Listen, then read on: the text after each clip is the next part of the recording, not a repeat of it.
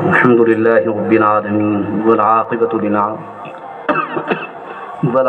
للمتقين والصلاة والسلام على سيد الأنبياء والمرسلين محمد وآله وصحبه أجمعين صلى الله تعالى عليه وعلى آله وأصحابه وسلم تسليما كثيرا كثيرا. ما بعد، فأعوذ بالله من الشيطان الرجيم. بسم الله الرحمن الرحيم. يا أيها الذين آمنوا اذكروا الله ذكرا كثيرا وسبحوه بكرة وأصيلا. وقال الله تبارك وتعالى: والذاكرين الله كثيرا والذاكرات أعد الله لهم مغفرة وأجرا عظيما. قال النبي صلى الله عليه وسلم: يقول الله تعالى: يا عبادي لو أن أولكم وآخركم وإنسكم وجنكم كانوا على أتقى قلب رجل واحد منكم ما زاد ذلك في ملكي شيئا. يا عبادي لو أن أولكم وآخركم وإنسكم وجنكم كانوا على أفجر قلب رجل واحد منكم ما نقص ذلك من ملكي شيئا. وعن عبد الله بن بسر رضي الله عنه قال: أتى النبي صلى الله عليه وسلم رجل فقال: يا رسول الله، إن شرائع الإسلام قد كثرت علينا، فباب نتمسك به جامع. قال: لا يزال لسانك رطبا من ذكر الله عز وجل. صدق الله مولانا العلي العظيم وصدق رسوله النبي الأمي الكريم. اللہ تعالیٰ نے قرآن مجید میں ایک حکم بہت تاکید کے ساتھ فرمایا ہے اور بہت کثرت کے ساتھ بار بار اس کا حکم فرمایا، اور وہ ہے اللہ کا ذکر کثرت سے کرنا. یا ایھا الذین آمنوا اذکروا اللہ ذکرا کثیرا وسبحوہ بکرۃ واصیلا. کہ اے ایمان والو، اللہ کا ذکر کثرت سے کیا کرو اور صبح اور شام اس کی تسبیح پڑھا کرو. نبی کریم صلی اللہ علیہ وسلم نے ذکر کے متعلق جو ارشادات فرمائے ہیں وہ اتنے زیادہ ہیں کہ ان کے اوپر پوری ایک کتاب جمع کی جا سکتی ہے.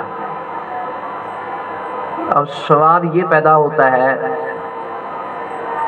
کہ کثرت سے ذکر کرنے کا مطلب یہ ہے کہ انسان دنیا کے سارے کاموں کو چھوڑ کر صرف اور صرف رات دن بیٹھ کے ذکر کا ہی اہتمام کرتا رہے. حالانکہ ہر انسان کے ساتھ دنیا کی ضروریات لگی ہوئی ہیں، ہر انسان کے ساتھ دنیا کی کوئی نہ کوئی حاجت لگی ہوئی ہے. دنیا کے بھی بہت سے کام انسانوں کے ساتھ لگے ہوئے ہیں اور دین کے بھی بہت سے کام ہیں جو انسان کرتا ہے. تو اس کا مطلب یہ ہے کہ انسان ان سارے کاموں کو چھوڑ کر صرف رات دن بیٹھ کے اللہ کا ذکر اور تسبیح کرتا رہے.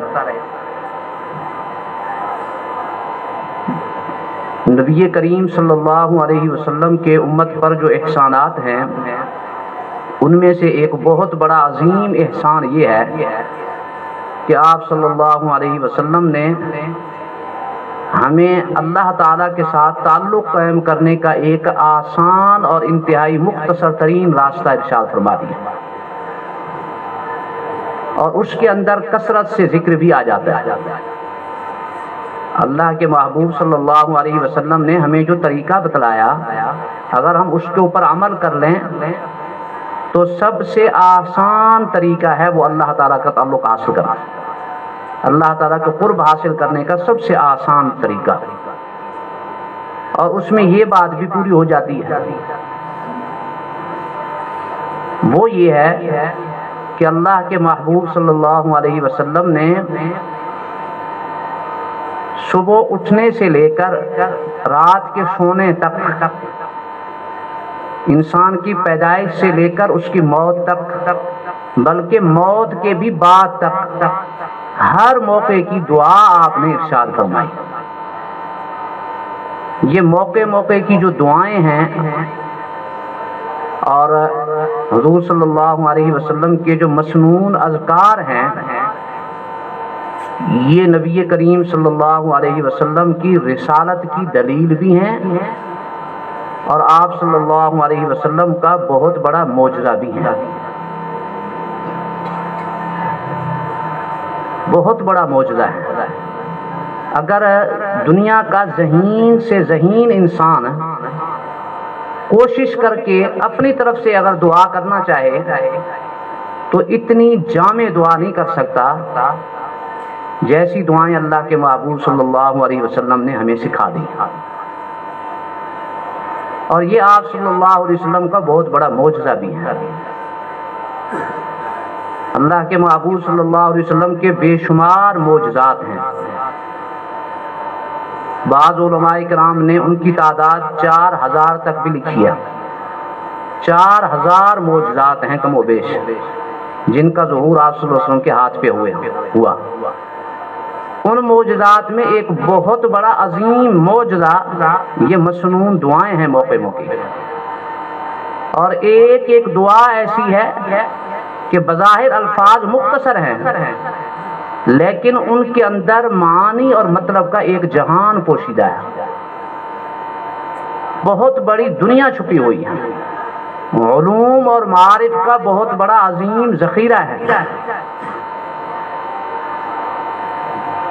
اور اللہ تعالیٰ کا کرم دیکھیں، یہ اللہ تعالیٰ کا کتنا بڑا فضل ہے اور اللہ کی کتنی بڑی عظیم رحمت ہے کہ اللہ تعالیٰ دینے والے خود ہیں اور لینے کا طریقہ بھی خود سکھا دیتے ہیں. حضرت آدم علیہ السلام سے جب غلطی ہوئی اور وہ گندم کے درخت سے باوجود منع کرنے کے کھا بیٹھے تو ان کو اپنی اس لغزش پر ندامت ہوئی. تو اب معافی کیسے مانگی جائے، اللہ تعالیٰ کی رحمت کیسے جوش میں آئے؟ قرآن کہتا ہے فَتَلَقَّى آدَمُ مِن رَبِّهِ کلمات. اس موقع پر اللہ تعالیٰ سے خود آدم علیہ السلام نے کلمات سیکھے.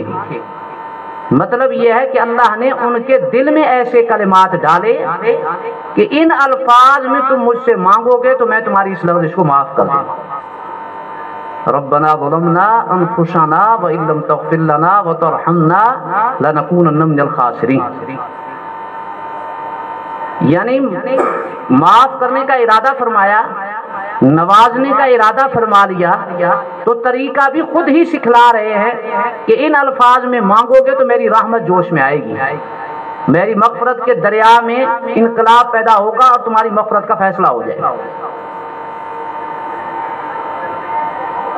یہ جو دعائیں ہیں یہ ان الفاظ کے اندر جو معانی ہیں وہ تو ہیں ہی جامع، لیکن یہ خود الفاظ اتنے جامع ہیں اور اتنے پیارے اور محبوب کلمات ہیں کہ سچی بات یہ ہے کہ دنیا کے ذہین سے ذہین فطین ترین انسان کی سوچ کی گہرائی وہاں تک نہیں پہنچ سکتی.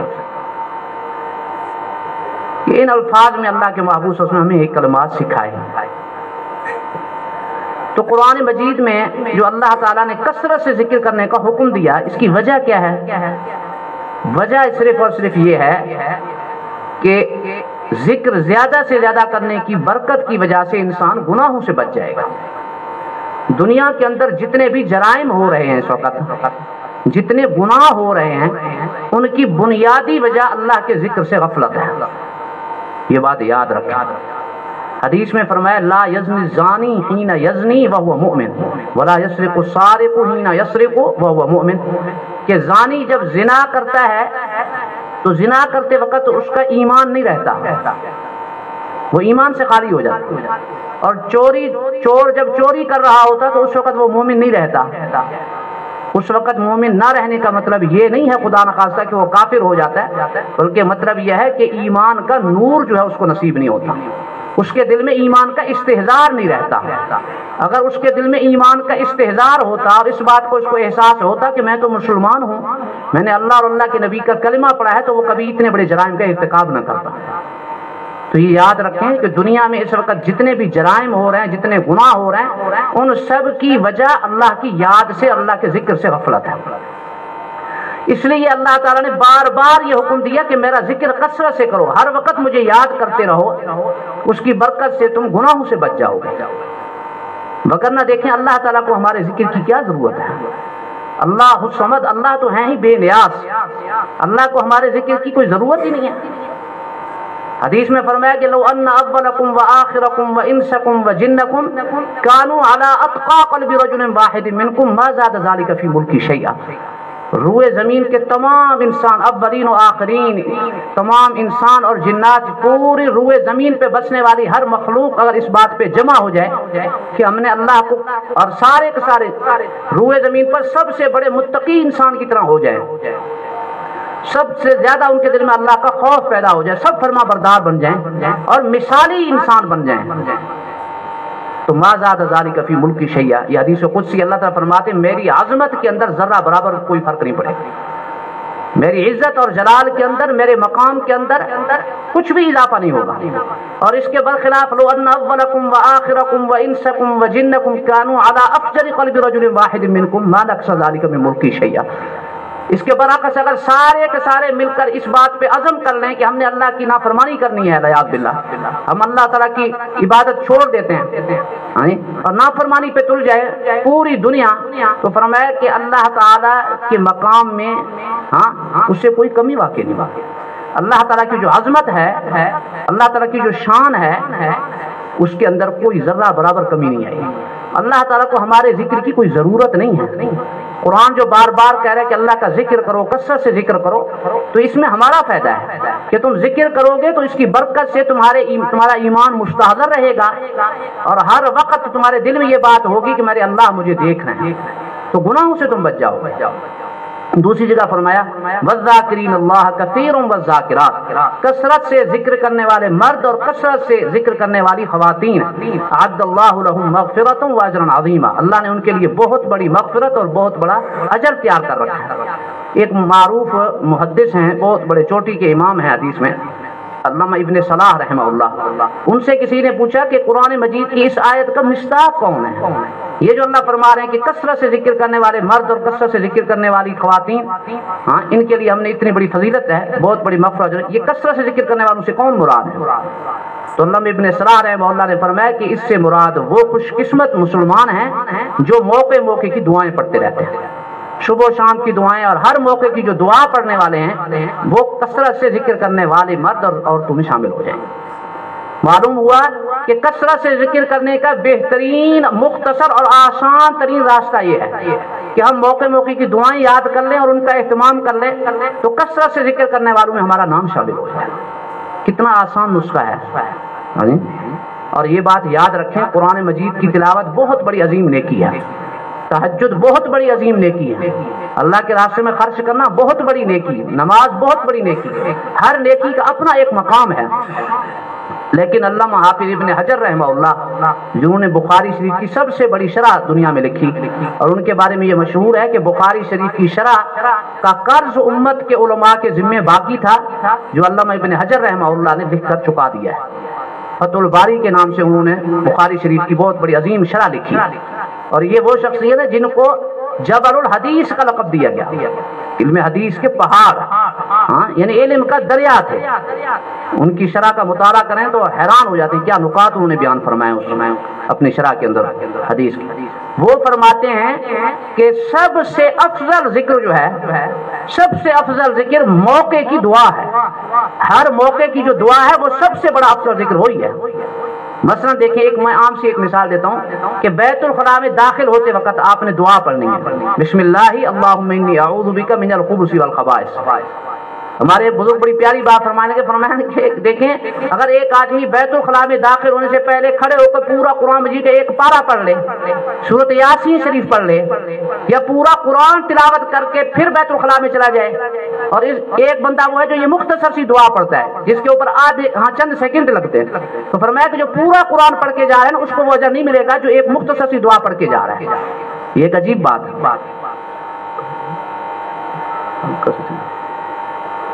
تو اس کی وجہ کیا ہے؟ فرمایا کہ اس موقع کی دعا جو ہے، اس موقع کا جو ذکر ہے وہ یہی ہے، کیونکہ اللہ کے محبوب صلی اللہ علیہ وسلم کی سنت یہ ہے، حضور کی سنت یہ ہے کہ جب آپ صلی اللہ علیہ وسلم بیت الخلاء میں داخل ہوتے تھے تو بیت الخلاء میں داخل ہونے سے پہلے یہ دعا پڑھتے تھے، آپ تلاوت نہیں فرماتے تھے. ایک آدمی کہے کہ میں بیت الخلا میں داخل ہونے سے پہلے وضو کروں گا، 2 رکعت نفل پڑھوں گا، لمبی دعا کروں گا، پھر جاؤں گا، ایک مثال ہے. 2 رکعت نفل ادا کر کے لمبی دعا کر کے پھر میں جا کے کھانا کھاؤں گا. ٹھیک ہے، یہ ایک اپنی جگہ پر نیکی ہے، لیکن سنت عمل یہ ہے کہ کھانے سے پہلے بیٹھ کے بس صرف بسم اللہ پڑھیں گے، تو اس موقع کی سب سے بڑی نیکی یہی ہے. نبی کریم صلی اللہ علیہ وسلم نے کوئی موقع نہیں چھوڑا جس موقع کی دعا نے سکھائی. میں نے بتایا کہ صبح بیدار ہونے سے لے کر رات کے سونے تک، حتیٰ کہ انسان کی پیدائش سے لے کر انسان کی زندگی کے آخری دن تک، بلکہ موت کے بعد تک کی بھی دعائیں موجود ہیں. جب انسان فوت ہو جائے تو اس کے اوپر کیا پڑھنا ہے؟ نماز جنازہ کی دعائیں اللہ کے نبی نے نہیں سکھائی. دفن کے وقت کی دعا اللہ کے نبی نے سکھائی. ہر موقع کی دعا سکھائی گئی ہے. اور جب بندہ فوت ہو جائے تو اس کی قبر پہ کیا مانگنا ہے، اس کی دعا سکھائی گئی ہے. تو یہ ہر موقع کی دعا یہ افضل الذکر ہے. اور یہ نبی کریم صلی اللہ علیہ وسلم کو امت کے اوپر ایک بہت بڑا احسان ہے کہ آپ صلی اللہ علیہ وسلم نے ہمیں کثرت سے ذکر کرنے کا بہترین طریقہ ارشاد فرمایا. ورنہ کس کے پاس وقت تھا کہ 24 گھنٹے بیٹھ کے بندہ تسبیح لے کے بیٹھا رہا اور ذکر کرتا رہے، یا ہر وقت بیٹھ کے انسان تلاوت میں مصروف رہے؟ اتنا تو وقت نہیں ہے کسی کے پاس.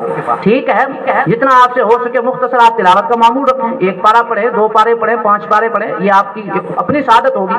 اللہ کا ذکر بھی کریں، ہاں جی، موقع موقع کے اذکار. لیکن مسنون دعائیں موقع کی، ان کی فضیلت سب سے زیادہ ہے. اور میں یہ عرض کر رہا ہوں کہ آج ہماری نگاہ ظاہری اسباب کے اوپر ہے، ہاں جی، ظاہری اسباب کے اوپر، اور اللہ کے محبوب صلی اللہ علیہ وسلم کی دعاؤں کی طرف ہماری توجہ نہیں جاتی. اگر آج کوئی بیمار ہو جائے نا، بیمار ہو جائے تو سب سے پہلے ڈاکٹر کے پاس بات. یہ عجیب بات ہے کہ ڈاکٹر کے نسخے کے اوپر ہمارا اعتماد ہے، لیکن جو دنیا کے تمام ڈاکٹروں کے سردار تھے، سید الاطباء والحکماء تھے، جن کے دربار میں اور جن کی بارگاہ میں دنیا کے سارے مریض شفا پاتے ہیں، ان کے نسخے پر اعتماد کیوں نہیں ہے؟ اللہ کے محبوب صلی اللہ علیہ وسلم کی دعا پر وہ یقین نہیں ہے جو ڈاکٹر کی گولی پر آج اعتماد آج کے مسلمان کو. ٹھیک ہے، علاج بھی سنت ہے، علاج کریں، لیکن علاج سے پہلے کا عمل یہ کہ آپ مصنون دعا کا اہتمام بھی کریں. یاد رکھیں، جب بھی کوئی بیماری ہے یا تکلیف ہے تو اس میں یہ ادب بتلایا گیا کہ پہلے صدقہ نکالیں، جو آپ کی توفیق ہے کچھ نہ کچھ صدقہ کریں. اور صلاۃ الحاجت کے نفل پڑھ کے خوب گڑ گڑا کر اللہ سے اپنے گناہوں کی معافی مانگیں، دعا کا اہتمام کریں اور مسنون دعا بھی پڑھیں. حضرت عثمان بن ابی العاص رضی اللہ تعالیٰ عنہ ایک صحابی ہیں، وہ خود اپنے بارے میں فرماتے ہیں کہ جب میں مسلمان ہوا تو اسلام لانے کے بعد سے مجھے ایک تکلیف شروع ہو گئی جسم میں. ان کے الفاظ حدیث میں نقل فرمائے گئے، یجد فی جسدہ منذ ما اسلم، جب سے مسلمان ہوا اس وقت سے اپنے جسم میں تکلیف محسوس کرتے تھے. آپ صلی اللہ علیہ وسلم کی خدمت میں حاضر ہوئے تو آپ صلی اللہ علیہ وسلم نے ان سے فرمایا کہ جس جگہ پر تمہیں تکلیف ہوتی ہے نا، اس جگہ پہ ہاتھ رکھو، 3 دفعہ پڑھو بسم اللہ، اور اس کے بعد پڑھو اعوذ باللہ وقدرتہ من شر ما اجد واحاذر. ایک روایت میں اعوذ بعزت اللہ وقدرتہ من شر ما اجد واحاذر.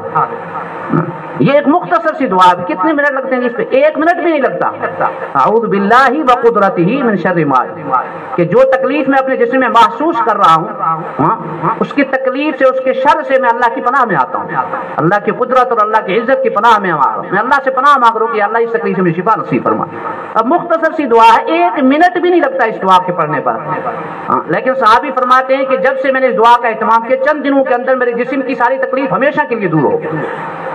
بات تو یقین کی ہے.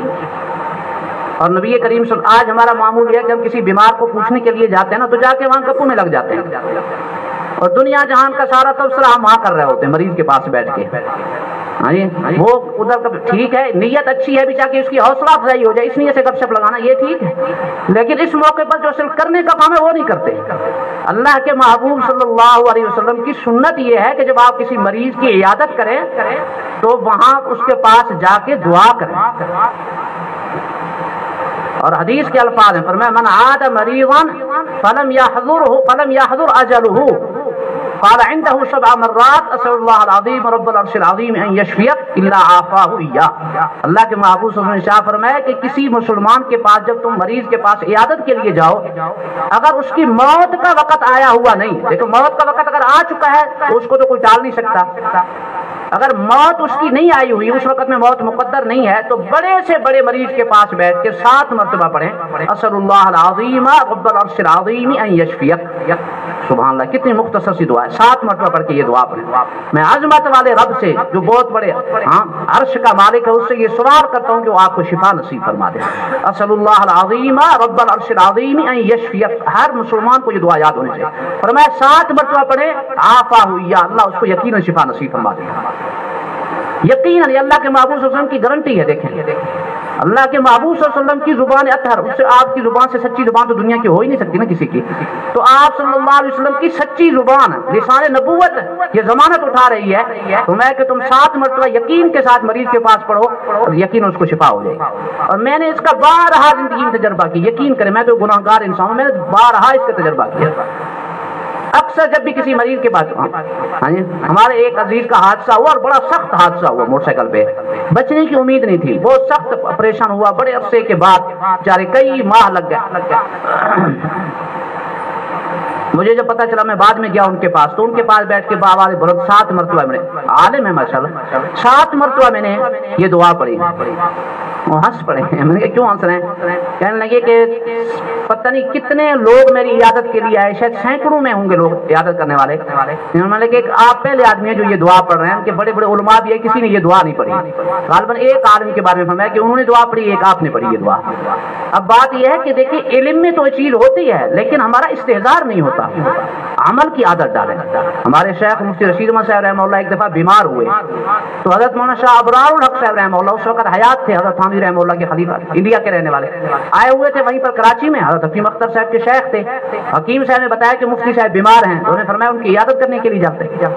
حضرت کی عیادت کے لیے حضرت مولانا شاہ ابرار الحق صاحب خود تشریف لائے، تو حضرت کے وہاں خدام جو بیٹھے ہوئے تھے وہ بھی بڑے علماء تھے اور بڑے بڑے مفتیان اکرام تھے سارے، تو آتے ہی پوچھا، ہمیں لگے کہ مفتی صاحب کے پاس بیٹھ کے آپ حضرات نے وہ دعا پڑھی ہے جو حدیث میں فرمائے گی 7 مرتبہ؟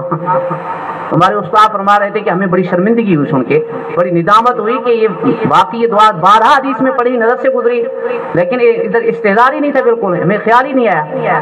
تو حضرت مولانا شاہ ابرار الحق صاحب نے مفتی صاحب کے پاس بیٹھ کے 7 مرتبہ یہ دعا پڑھی، اللہ پاک نے حضرت کو شفا نصیب فرما دی۔ اب بات یہ ہے کہ بات تو یقین کی ہے، ہماری دعاؤں میں اثر کیوں نہیں ہے؟ میں اکثر ساتھیوں کو کہتا ہوں کہ 2 وجہوں سے ہماری دعائیں بے اثر ہیں۔ آج ہماری دعا ہم کہتے ہیں ہم بھی دعائیں پڑھتے ہیں، اثر تو نہیں ہوتا۔ تو ایک بنیادی وجہ یقین کا نہ ہونا، ہم دعا پڑھ جاتے ہیں، رٹی رٹائے دعائیں پڑھ لیتے ہیں، یقین سے نہیں پڑھتے۔ آپ اس یقین کے ساتھ پڑھیں کہ اللہ کے محبوب صلی اللہ علیہ وسلم نے فرما دی یقین انشاءاللہ اس میں شفا ہوگی، یقین کے ساتھ پڑھیں، اور دوسرا پابندی کے ساتھ پڑھیں۔ یقین اور مواظبت یہ 2 شرطیں یاد رکھیں، یقین کے ساتھ دعا پڑھیں گے اور پابندی کے ساتھ پڑھیں گے، یقین شفا ملے گی۔ تو میں عرض یہ کر رہا تھا کہ مریض کے پاس جب جائیں تو مریض کے پاس بیٹھ کے 7 مرتبہ یہ دعا پڑھیں، اور حدیث میں فرمایا گیا کہ جب مریض کے پاس بیٹھو تو اس کو یہ الفاظ کہو، لا بأس طہور انشاءاللہ، کوئی بات نہیں، یہ بیماری گناہوں سے پاک کرنے والی ہے، اس گناہوں سے صاف کر دینے والی یہ بیماری، انشاءاللہ اللہ تعالیٰ آپ کو شفا نصیب فرمائے گی۔ اس کے لیے حوصلہ افزائی کریں، اس کی حوصلے کے کلمات کہیں، یہ حدیث میں ترغیب دی گئی، اور دعا بھی سکھائی آپ سے، اور بڑی جامع ترین دعا ہے، یہ دعا بھی یاد رکھنی چاہیے۔ مریض کے پاس بیٹھ کے بھی اللہ سے مانگے، ویسے بھی دعا کریں، اذهب البأس رب الناس واشف انت الشافی لا شفاء الا شفاؤک شفاء لا یغادر سقما، بہت بڑی پیاری دعا، اذهب البأس رب الناس، اے لوگوں کے رب، اے پروردگار آپ تکلیف دور فرما دیجیے، واشفی اور شفا نصیب فرمائیے، انت شافی آپ ہی شفا دینے والے ہیں، لا شفاء الا شفاء آپ کے شفا کے علاوہ تو کوئی شفا دے ہی نہیں سکتا، شفاء لا یغادر سقما ایسی شفا نصیب فرمائیں کہ بیماری کا نام و نشان باقی نہ رہے، بیماری ختم ہو جائے ہمیشہ کے لیے۔ یہ اللہ کے محبوب صلی اللہ علیہ وسلم کی دعائیں ہیں، اب ان دعاؤں کا ہم اہتمام کریں تو بیماریاں کیوں نہ ختم ہوں، لیکن ہماری دوڑ لگ جاتی ہے، باہر ڈاکٹروں کے پاس بھاگتے ہیں، عاملوں کے پاس بھاگتے ہیں، وظیفے پوچھتے پھرتے ہیں۔ سب سے بڑا وظیفہ جو ہے یاد رکھیں، سب سے بڑا وظیفہ دعا ہے۔ اللہ کے محبوب صلی اللہ علیہ وسلم نے جو دعائیں سکھائی ان سے بڑا کوئی وظیفہ نہیں ہو سکتا۔ آج لوگ عاملوں کے پیچھے بھاگتے پھرتے ہیں، میں اکثر کہتا رہتا ہوں نا کہ لوگ عاملوں کے پیچھے دوڑ لگاتے ہیں، ان کو کہتے ہیں ہماری پریشانی، یہ یاد رکھیں، میں پورے یقین کے ساتھ آپ سے کہہ رہا ہوں کہ دنیا کا کوئی ایسا دنیا کی کسی قسم کے حوالے دنیا کے حوالے سے کوئی آپ کی پریشانی ہے یا آخرت کے حوالے سے کوئی پریشانی، ہر بیماری ہر پریشانی کا حل، ہر مصیبت کا حل مصنون دعاؤں میں اللہ کے محبوب صلی اللہ علیہ وسلم نے بیان فرما دیا۔ آپ پورے یقین کے ساتھ دعا کا اہتمام کریں، اپنے الفاظ میں بھی مانگے اور اللہ کے محبوب صلی اللہ علیہ وسلم نے جو دعائیں سکھائیں وہ بھی مانگے، تو یقیناً ہر مسئلے کا حل اس میں موجود ہے۔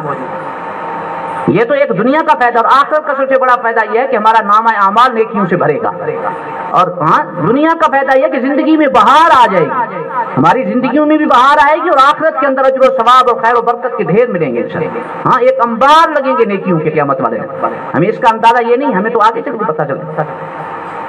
تو میں یہ عرض کر رہا تھا کہ دیکھیں بیماریوں کا علاج اللہ کے محبوب صلی اللہ علیہ وسلم کی دعاؤں کے ذریعے آپ کر کے اور پریشانی اور مصیبت کے لیے آپ سے سننے عجیب دعائیں، الگ الگ دعائیں سکھائی ہیں۔ کوئی آدمی پریشان ہے، کوئی مصیبت زدہ ہے، حضرت عائشہ فرماتی ہیں نبی کریم صلی اللہ علیہ وسلم نے ایک دعا تمام ازواج مطہرات کو جمع فرمایا، اور تمام ازواج مطہرات کو جمع فرما کر ہمیں نصیحت کے طور پر آپ نے فرمایا کہ دیکھو تمہاری زندگی میں جب کوئی مشکل گھڑی آئے، کوئی مصیبت آئے، کوئی دکھ آئے، دیکھا ہر انسان پہ مصیبت آتی ہے، پریشانیاں آتی ہیں، تو فرمایا کہ 7 مرتبہ یہ دعا پڑھا کرو، اللہ اللہ ربی لا اشرک بی شیئا۔ اللہ کیا عجیب دعا، مختصر سی دعا، اللہ اللہ ربی لا اشرک بی شیئا، اللہ اللہ ہی میرا رب ہے، میں اس کے ساتھ اور کسی کو شریک نہیں ٹھہراتا۔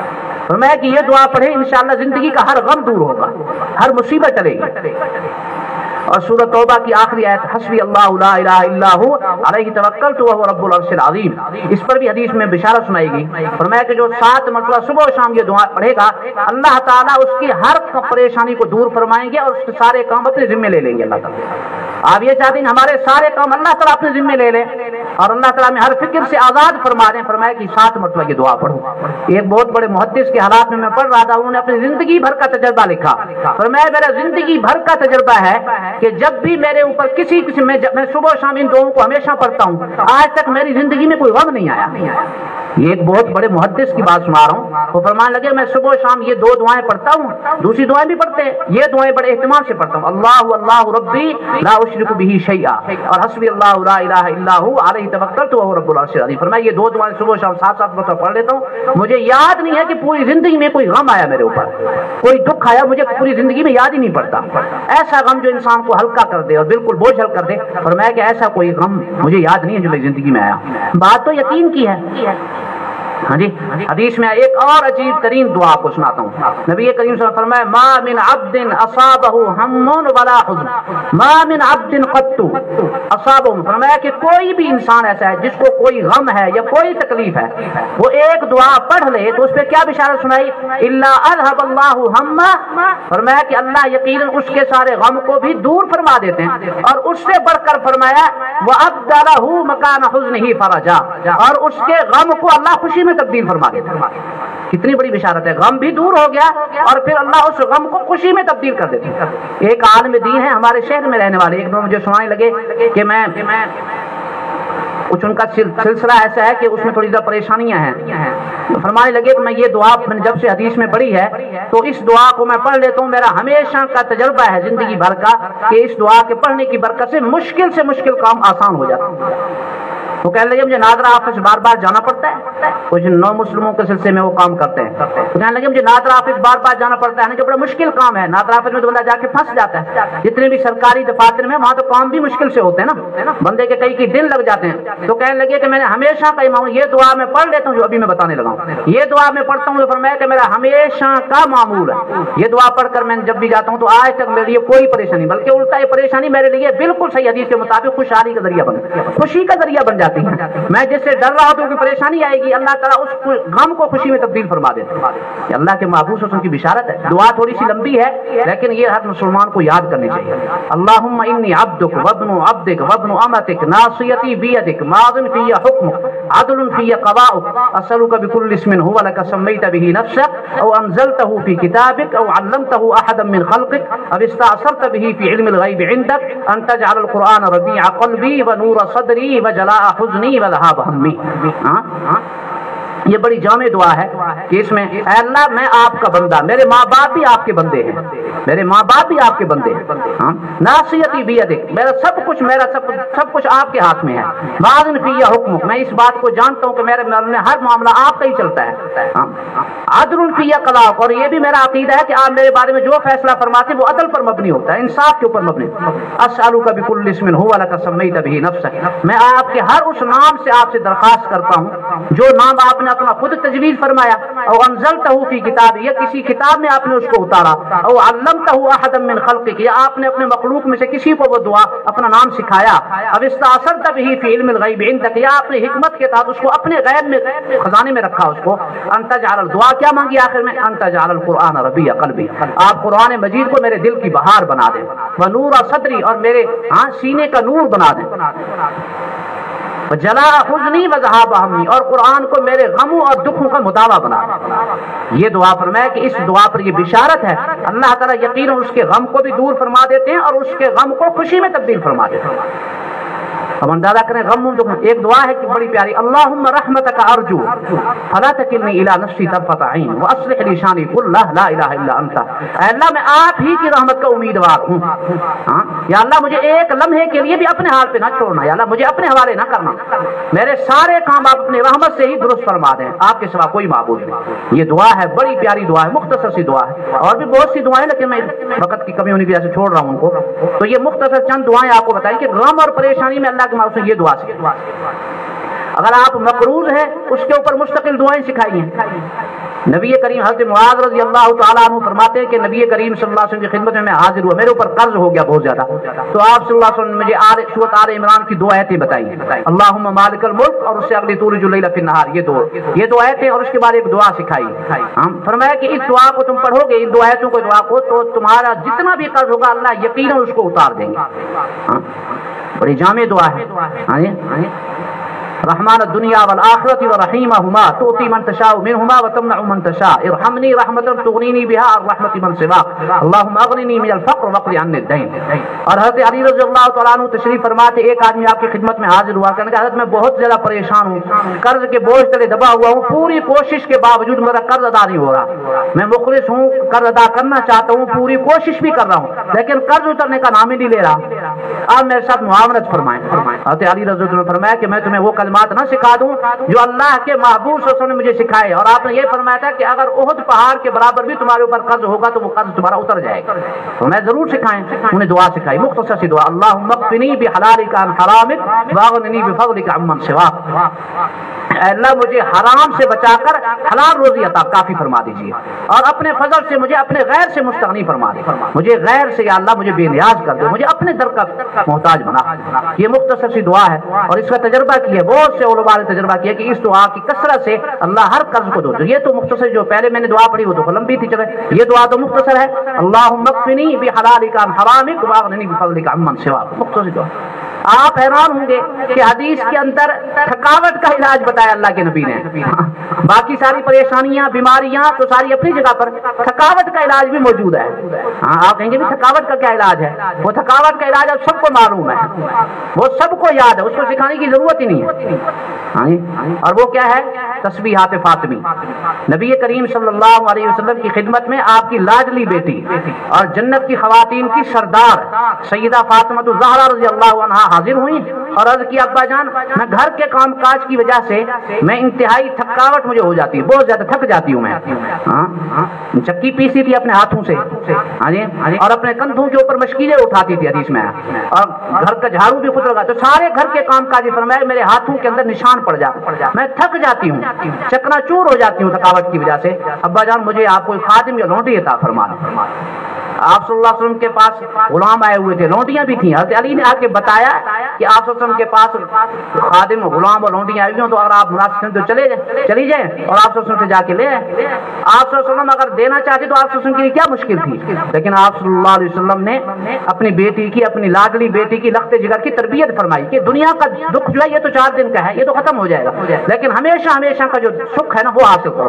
آپ نے کیا فرمایا؟ فرمایا کہ میری بیٹی میں تمہیں ایسا خزانہ نہ بتا دوں جو تمہارے لیے لونڈیوں اور غلاموں سے بدر جہاں بہتر، ایسا خزانہ تو میں نے بتا دوں، میں تمہاری تھکاوٹ بھی ختم ہو جائے، تمہاری تھکاوٹ دور ہو جائے گی، اور اجر بھی لکھا جائے گا بے شمار تمہارے لیے، اور وہ یہ کہ سوتے وقت 33 دفعہ سبحان اللہ، 33 دفعہ الحمدللہ اور 34 دفعہ اللہ اکبر پڑھ لیا۔ یہ تسبیحات فاطمی اس وجہ سے کہتے ہیں کہ یہ حضرت فاطمہ کا تحفہ تھا، نبی کریم صلی اللہ علیہ وسلم نے یہ تحفہ اپنی بیٹی کو دیا، اور ان کی وراثت سے یہ تحفہ پوری امت تک پہنچا۔ تو یہ نمازوں کے بعد تو تسبیحات پڑھی جاتی ہیں، لیکن یہ سوتے وقت کی تسبیح عام طور پہ لوگ نہیں پڑھتے، تو میں ان سے کہا کرتا ہوں तस्बीहात फातिमी 6 दफा पढ़नी सुन्नत है दिन में, 5 दफा तो फर्जों के बाद और 6ठी दफा सोते वक्त भी। नमाजों के वक्त बाद में तो आमतौर पर एहतमाम होता है, लेकिन वो भी 2 नमाजों के बाद हम पढ़ते हैं। आमतौर पर देखा कि फजर और असर के बाद एहतमाम है, लेकिन जोहर मगरिब इशा के बाद कोई नहीं पता, इसलिए कि नमाज फौरन पढ़नी पड़ती तो भूल जाते हैं। आप मामूल बनाएं कि फजर और असर के बाद तो फौरन पढ़ लें, ठीक है, वो उसके बाद तो कोई नमाज ही नहीं है। बाकी 3 नमाजों के बाद नमाज से बकिया नमाज से फारिग होकर, सुन्नत और मकरूह से फारिग होकर तस्बीहात फातिमी जरूर पढ़नी चाहिए, और रात को सोते वक्त भी तस्बीहात फातिमी पढ़ें। ये थकावट का बेहतरीन इलाज है। और अल्लामा इमाम इब्न तैमिया रहमहुल्लाह जो बड़े चोटी के मुहद्दिस हैं, हदीस के ऊपर उनकी बड़ी गहरी नजर, हजरत ने फरमाया कि थकावट का इससे बेहतर इलाज कोई है ही नहीं। आप जितना इलाज करवा लें, दवाएं ले लें, जो भी कुछ है वो ठीक है, लेकिन अल्लाह के महबूब सल्लल्लाहु अलैहि वसल्लम ने अपनी बेटी को जो थकावट का नुस्खा बताया कि सोते वक्त 33 दफा सुभान अल्लाह, 33 दफा अल्हम्दुलिल्लाह और 34 दफा अल्लाहु अकबर पढ़ लिया करें, और फरमाया कि इससे बड़ा इलाज कोई है ही नहीं थकावट का। और हकीकत यह है कि मैं आपको अपना तजुर्बा बताता हूँ कि अल्हम्दुलिल्लाह मेरा मुस्तकिल मामूल है, जब से ये हदीस पढ़ी तकरीबन उस वक्त से मामूल है। और ये अपना जाती मुशाहदा आपको बता रहा हूँ कि जब भी थकावट ज्यादा होती है, जब भी थकावट होती है तो ज्यादा एहतमाम करता हूँ और बार बार पढ़ता हूँ, और मुकम्मल अल्हम्दुलिल्लाह एक दफा पढ़ने से थकावट दूर हो जाती है सारे। ये मैं आपको अपना मुशाहदा बता रहा हूँ कि अल्लाह के महबूब सल्लल्लाहु अलैहि वसल्लम के इस बताए हुए नुस्खे को और यकीन से पढ़ ले तो यकीनन थकावट दूर हो जाती है। ये एक मिसाल है। और बाकी जो आप सल्लल्लाहु अलैहि वसल्लम ने जो अज़कार बताए हैं उनके फजाइल तो कहने ही क्या है, हर जिक्र पर इतनी बड़ी फजीलत आप सोच नहीं सकते। लोग दुनिया के लिहाज से कहते हैं ना जी, बोर्डों पे लिखा होता है दिनों में करोड़पति बनिए, अपने काम लोग अपने कारोबार की पब्लिसिटी करते हैं, तशहीर करते हैं, तो बस आप दिनों में करोड़पति। हम कहते हैं कि अल्लाह के महबूब सल्लल्लाहु अलैहि वसल्लम ने ऐसे खजाने बताए कि आप मिनटों में करोड़पति बन सकते हैं, मिनटों में करोड़पति आप बन सकते हैं। नबी करीम सल्लल्लाहु अलैहि वसल्लम ने एक ऐसा नुस्खा बताया कि 3 मिनट के अंदर आप 1000 नेकी कमा सकते हैं। 3 मिनट में 1000 नेकी, और एक नेकी करोड़ों से ज्यादा कीमती है कि ना? एक नेकी की कीमत क़यामत वाले दिन करोड़ों अरबों खरबों से ज्यादा होगी। आप 3 मिनट के अंदर 1000 नेकी कमा सकते हैं। पता है कौन सी नेकी है? नबी करीम सल्लल्लाहु अलैहि वसल्लम ने फरमाया कि जो 100 मरतबा सुभान अल्लाह पढ़ेगा, हाँ, उसके बदले में फयुक्तबु लहू अल्फ हसना, फरमाया उसके बदले में 1000 नेकियां लिखी जाती है। एक ने फरमाया युहत्तु अन्हु अल्फ खतिया, 1000 गुनाह गिरा दिए जाते हैं, खत्म किए जाते, माफ कर दिए जाते हैं। आप अंदाजा करें, सुभान अल्लाह सुभान अल्लाह सुभान अल्लाह 100 मरतबा पढ़े तो 3 मिनट से पहले मुकम्मल होगा, तकरीबन 2 मिनट में पूरा हो जाएगा। हाँ, ऐसा भी पढ़े तो 3 मिनट में 100 मरतबा सुभान अल्लाह की एक तस्बीह पढ़ते हैं, और सही हदीस है बिल्कुल बुखारी शरीफ की, 1000 नेकी मिलेगी। अब ये कितना बड़ा आसान नुस्खा है जी। फरमाया जो 10 मरतबा सुबह शाम पढ़ता है ला इलाहा इल्लल्लाह वहदहु ला शरीका लहु लहुल मुल्कु व लहुल हम्दु व हुवा अला कुल्लि शैइन कदीर, हाँ, उसको इतनी बड़ी फजीलत है, इतनी बड़ी नेकी कि हज़रत इस्माईल अलैहिस्सलाम की नस्ल से गोया उसने 4 गुलाम आजाद किए। अब इस दौर में तो गुलाम नहीं है, हमें समझ में नहीं आएगी ये बात। पहले जमाने में गुलाम आजाद होते और उस पर बड़े फजाइल सुनाए गए, और इस्माईल अलैहिस्सलाम की नस्ल के जो गुलाम थे वो सबसे ज्यादा कीमती थे। मैं इसको यूं समझाने के लिए बच्चों को समझाता हूं कि देखिए, अगर एक गुलाम की कीमत 2.5 लाख रुपए भी लगाएं, कम अज कम, हालांकि गुलाम तो ज्यादा कीमती होगा, लेकिन कम अज कम 2.5 लाख रुपए लगाएं तो इसका मतलब है कि 10 मरतबा ये कलमा पढ़ने से आप 10 लाख नेकी आपको मिल रही है, 10 लाख नेकी मिल रही है आपको सिर्फ 10 मरतबा। अब 10 मरतबा पढ़ने पर कितना वक्त लगता है? 2 से 4 मिनट भी नहीं लगेंगे, हाँ, 2 मिनट लगेंगे, 3 मिनट लगेंगे ज्यादा से ज्यादा। 10 लाख नेकियां आपको मिल रही है सिर्फ इस एक कलमे पढ़ने पर। सुबह शाम आप इस्तेमाल करें इसका, कितना आसान सौदा है, लेकिन हम गफलत की जिंदगी गुजार रहे हैं। इमाम बुखारी रहमहुल्लाह ने सबसे आखिरी हदीस नकल फरमाई, सही बुखारी शरीफ की सबसे आखिरी हदीस, कलिमतानी हबीबतानी इलर रहमान खफीफतानी अलल लिसान शकीलतानी फिल मीज़ान। और मैं 2 कलमे अल्लाह को बहुत महबूब हैं, खफीफतानी अलल लिसान, जुबान पर बिल्कुल हल्के, शकीलतानी फिल मीज़ान, लेकिन तराजू में बड़े भारी हैं। कल क़यामत वाले दिन जो तराजू लगेगा उसमें उनका वजन बहुत ज्यादा होगा। वो कौन से 2 कलमे? सुभानअल्लाह व बिहम्दिही सुभानअल्लाहिल अज़ीम। कितने बड़े अजीब कलमात हैं, आपको पता है इनकी क्या फजीलत है? एक दफा नबी करीम सल्लल्लाहु अलैहि वसल्लम ने सहाबा के मजमे में पूछा, फरमाया तुम में से दिन में 1000 नेकी कौन कमा सकता है? दिन में 1000 नेकी तुम में से कौन कमा सकता है? सहाबा खामोश हो गए। फरमाया क्या तुम दिन में 100 मरतबा सुभानअल्लाह व बिहम्दिही का कलमा नहीं कह सकते? सहाबा ने कहा जी बड़ी आसानी से कह सकते हैं। फरमाया जो 100 मरतबा सुभानअल्लाह व बिहम्दिही पढ़ेगा, सिर्फ सुभानअल्लाह व बिहम्दिही, अगर सुभानअल्लाह व बिहम्दिही के साथ सुभानअल्लाहिल अज़ीम पढ़ेंगे तो फिर तो नेकी और ज्यादा है। लेकिन फरमाया कि अगर 100 मरतबा ये कलमा पढ़ोगे सुभानअल्लाह व बिहम्दिही सुभानअल्लाहिल अज़ीम, तो 1000 नेकी लिखी जाएगी 100 मरतबा पढ़ने पर। हाँ जी, हाँ जी। 100 مرتبہ پڑھنے پر. اور ایک حدیث میں فرمایا کہ قیامت والے دن سب سے زیادہ نیکیاں اس شخص کی ہوں گی جس نے دنیا میں سب سے زیادہ یہ کلمہ پڑھا ہوگا. سبحان اللہ, صحیح حدیث بتا رہا ہوں. دنیا میں سب سے زیادہ نیکیاں قیامت والے دن اس شخص کی ہوں گی جس نے سب سے زیادہ یہ کلمہ پڑھا ہوگا. ہاں فرمایا کہ ایک آدمی اس سے آگے نکل جائے گا, اور وہ کون؟ دیکھیں اللہ کے محبوب صلی اللہ علیہ وسلم انداز تربیت دیکھیں, صحابہ کو کیسے اعمال پہ ابھارا. فرمایا کہ ہاں ایک شخص اس سے آگے نکل جائے گا. وہ کون؟ وہ ہے جس نے اس سے بھی زیادہ پڑھا ہوگا. جس نے اس سے بھی زیادہ پڑھا ہوگا وہ اس سے آگے نکلے گا, وگرنہ اس سے آگے اور کوئی نہیں نکل سکتا. یہ اللہ کے محبوب صلی اللہ علیہ وسلم انداز تربیت ہے. ہاں کیسے صحابہ کے دل میں جنت کی محبت بٹھائی ہے. تو ایک حدیث میں فرمایا کہ اللہ کی نگاہ میں سب سے زیادہ محبوب کلمات ہے سبحان اللہ والحمد للہ ولا الہ الا اللہ واللہ احب الیہ مما طلعت علیہ الشمس. فرمایا کہ یہ اللہ تعالیٰ کی نگاہ میں سب سے دنیا میں روز میں جن پر سورج کی شعاعیں پڑتی ہیں, سورج کی شعاعیں تو پوری دنیا میں پڑتی ہیں نا, تو معلوم ہوا کہ پوری دنیا میں سب سے زیادہ محبوب اللہ کو یہ کلمات ہیں سبحان اللہ والحمد للہ ولا الہ الا اللہ واللہ. کیا تکلیف ہوتی ہے, سوچنے کی بات ہے. ہم سارا دن بیٹھے, آپ کاروبار کریں, خالص بیٹھ کے دنیا کا کاروبار کریں, لیکن زبان تو مصروف نہیں ہے نا. ہمارے ہاتھ مصروف ہیں. پنجابی میں کہتے ہیں ہاتھ کارول تے دل یار والا. ہاتھ کارول تے دل یار والا. آپ اپنے ہاتھوں سے کام کریں لیکن زبان تو مصروف نا, زبان تو اللہ کے ساتھ مشغول رکھیں زبان کو. اب یہ مختصر سے کلمات ہیں لیکن کتنی بڑی نیکی ہے, مختصر سی نیکیاں ہیں. فرمایا جو صبح شام بسم اللہ الذی لا یضر مع اسمہ شیء فی الارض ولا فی السماء وهو السمیع العلیم پڑھے گا, نبی کریم صلی اللہ علیہ وسلم نے فرمایا کہ پورے یقین کے ساتھ پڑھے گا, اس کو دنیا کی کوئی چیز تکلیف نہیں پہنچا سکتی. حضرت خالد بن ولید رضی اللہ عنہ زہر کی بوتل پی گئے اس کلمے کو پڑھ کر. یہ ترہیب تو نہیں ہے, وہ تو صحابہ کا ایمان تھا اور ان کا یقین تھا. 3 مرتبہ حضرت نے یہ دعا پڑھی اور پوری بوتل پی گئے. کیا عجب انسان, یہ صحابہ کا ایمان تھا, یہ صحابہ کا یقین تھا. وہ تو بہتے دریا کے اندر اپنے گھوڑے ڈال دیتے تھے. اب ہمارا وہ یقین تو ہے نہیں, لیکن کم از کم اتنا اپنے جتنا ہمارا ایمان ہے اتنا یقین تو اپنے اندر پیدا کریں. صبح و شام کی یہ دعائیں کو خاص اہتمام فرمائیں. اور یہ دعا آپ نے پڑھ لی, اس طریقے سے اگر ہر دعا پہ میں سنوں تو 2 گھنٹے بات ہو سکتی ہے. نبی کریم صلی اللہ علیہ وسلم کی ایک دعا ایسی ہے, ہمارے ایک بزرگ فرمانے لگے کہ میں ہر صبح ناشتے سے پہلے 70,000 فرشتوں کی ڈیوٹی لگاتا ہوں, 70,000 فرشتوں کی ڈیوٹی لگواتا ہوں کہ تم میرے لیے بیٹھ کے مغفرت کی دعا کرو, پھر میں ناشتہ کرتا ہوں. یہ کیسے ہو سکتا ہے؟ فرمایا کہ اللہ کے نبی کی صحیح حدیث ہے. فرمایا کہ جو صبح و شام اعوذ باللہ السمیع العلیم من الشیطان الرجیم 3 مرتبہ پڑھے گا, اور 1 مرتبہ سورۃ الحشر کی آخری 3 آیات واللہ الذی لا الہ الا هو عالم الغیب والشہادہ والی جو آیات ہے یہ پڑھے گا. فرمایا کہ 70,000 فرشتے اس کے لیے شام تک مغفرت کی دعا میں لگیں. اور میں صبح پہلے 70,000 فرشتوں کو ڈیوٹی لگواتا ہوں اپنے مغفرت کے لیے, پھر ناشتہ کرتا ہوں. اب یہ دیکھیں بات تو یقین کی ہے نا, اور بالکل سچی جو ہے, بالکل اس میں فضیلت میں کوئی شک والی بات ہی نہیں ہے. اور یہ بھی حدیث ہے, فرمایا جو سید الاستغفار کو صبح پڑھے گا اللہم انت ربی لا الہ الا انت خلقتنی, یہ جو دعا ہے یہ سید فرمایا جو صبح پڑھے گا یقین کے ساتھ, پر موقن بہا کے الفاظ ہے. فرمایا کہ شام تک پڑھے گا, شام تک فرشتے اگر سے شام آنے سے پہلے اس کا انتقال ہو گیا فمات دخل الجنہ, سیدھا جنت میں جائے گا. شام کو سورہ غروب ہونے کے بعد یہ کلمات ایک دفعہ پڑھ لیے تو صبح ہونے سے پہلے اس کا انتقال ہوگا تو سیدھا جنت میں جائے گا. اب کیا مشکل ہے اندازہ کرنا. یہ اتنے سارے فضائل ہیں, یہ صرف ہماری بس ایک تھوڑی سی حقیقت ہے کہ اگر ہم اپنی غفلت دور کر لیں نا تو ہم سب بہت کچھ کما سکتے ہیں. میں تو ایک بات کہا کرتا ہوں, میں نے کہا یہ دنیا کی زندگی یہ کمانے کے لیے ہے, سچی بات ہے. یہ اللہ نے ایک موقع دے دیا, یہ ایک زور لگنا چاہیے. لوگ ریس لگاتے دنیا میں, ہم کہتے ہیں ریس آخرت میں لگاؤ. قرآن مجید نے ایک دفعہ سارے فضائل جنت کا منظر بیان کر فرمایا لمثل ھذا فلیعمل العاملون. لمثل ھذا فلیعمل, فرمایا کام کرنے والوں کو ایسے کام کے لیے کام کرنا چاہیے. وفی ذلک فلیتنافس المتنافسون, دوڑ لگانے والے اس میں دوڑ لگائیں نا. ریس لگانے والے ادھر ریس لگائیں. یہ ہے آج ہم دنیا میں ایک دوسرے کا مقابلہ کر رہے ہیں. صحابہ کی دوڑ, صحابہ کی ریس ساری آخرت کے منظر تھی, آخرت میں ایک دوسرے سے آگے نکلنا چاہتے ہیں. ایک مختصر سا کلمہ, ایک حدیث کی فضیلت سنا کے بعد ختم کرتا ہوں. نبی کریم صلی اللہ علیہ وسلم نے فرمایا جس نے صبح اور شام, ایک روایت میں 1 مرتبہ ہے, ایک روایت میں 3 مرتبہ, رضیت باللہ ربا وبالاسلام دینا وبمحمد صلی اللہ علیہ وسلم نبیا. اس کے پڑھنے پہ کتنا وقت لگا جی؟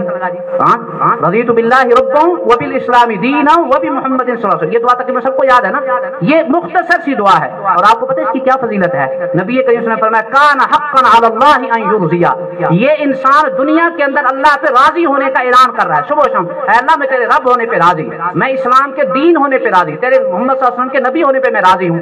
اللہ کے نبی نے فرمایا کان حقا علی اللہ ان یرضیہ، فرمایا کہ اللہ کے اوپر لازم ہے کہ اللہ قیامت کے دن اس کو خوش کرے گا، اللہ اس کو خوش فرمائیں گے. ہاں، اور ایک روایت میں ہے وجبت لہ الجنہ، اس کلمے کے پڑھنے پر اللہ جنت کو واجب فرما دے. میری نظر سے ایک حدیث گزری مستدرک حاکم کی، میں حیران ہو گیا، زندگی میں پہلی دفعہ پڑھی اور حیران ہو گیا، اور دل میں ایسی ٹھنڈ پڑی، میرے دل جی چاہ کہ میں اس کو ضرور بیان کروں گا آخر میں.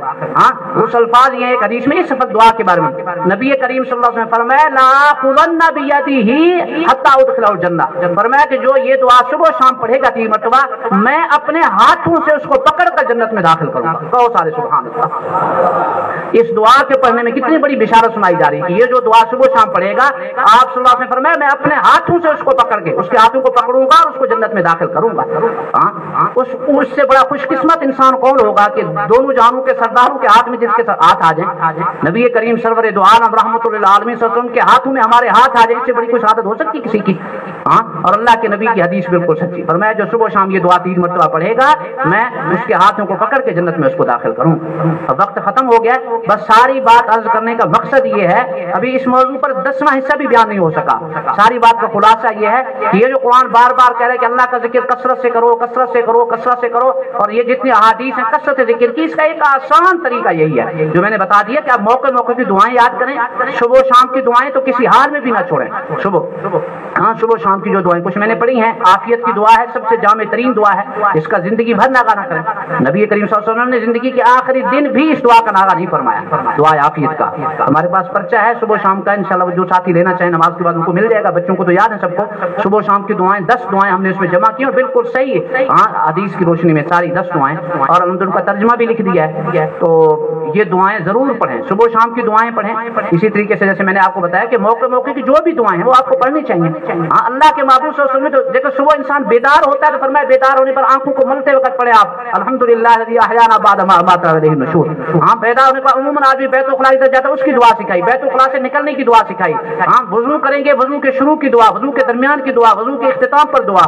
مسجد میں پھر آدمی مسجد کی طرف آتے ہوئے دعا سکھائی، مسجد میں داخل ہونے کی دعا سکھائی، مسجد میں داخل ہونے کے بعد کی دعا سکھائی، مسجد سے نکلنے کی دعا سکھائی. ہاں جی، گھر میں داخل ہو رہے تو دعا سکھائی، گھر سے نکلنے کی دعا سکھائی. اور عجیب ارشاد فرمایا، جابر عبداللہ کی روایت ہے، نبی نے فرمایا اذا دخل بیتہ فذکر اللہ عند دخولہ وعند الطعام قال الشیطان لا مبیت لکم ولا العشاء. فرمایا کہ جو آدمی بس گھر میں داخل ہونے کو دعا پڑھتا ہے اور پھر گھر میں داخل ہونے کے بعد کھانے کے شروع سے ہونے سے پہلے دعا پڑھتا ہے تو شیطان اپنے ماتحتوں کے سامنے اعلان کرتا ہے لا مبیت لکم ولا العشاء، آج نہ تمہیں یہاں رات کا ٹھکانہ ملے گا، نہ تمہارے لیے شام کا کھانا، یہاں سے نکل جاؤ.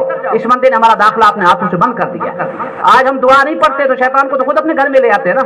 ہاں، پھر کہتے جی اولاد نہ فرمان ہے، بیوی لڑتی ہے، بیوی نہ فرمان ہے، گھر والے پریشان ہیں. ہاں، یہ ساری دعائیں نہ پڑھنے کا نقصان ہوتا ہے. جو دعا پڑھیں گے تو انشاءاللہ ساری برکات ملیں گی. تو نبی کریم صلی اللہ علیہ وسلم نے کوئی موقع نہیں چھوڑا، زندگی کے ہر موڑ پر، قدم قدم پر ہمیں اللہ کے محبوب نے دعا سکھائی ہے. ہم ان دعاؤں کو پڑھنے کا اہتمام